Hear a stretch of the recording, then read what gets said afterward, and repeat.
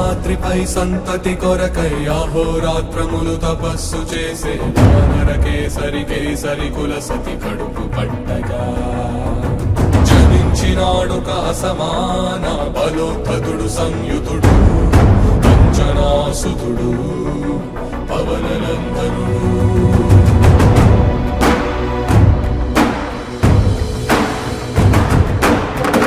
కిరణముల ఉదయాత్ముని గని అది పండిన తీయని పంటను కొడు సూర్య మండలము పట్టి తినాలని ఊళ్ళూరే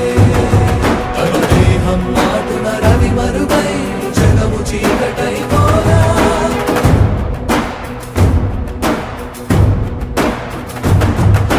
అది అమరేంద్రుడు గమనించి తన ఐరావతమధిరోహించి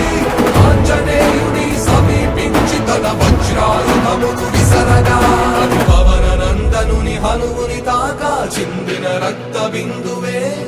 విద్యుద్వేగంతో ధరణి స్థలి వంద కడలిలో చచ్చి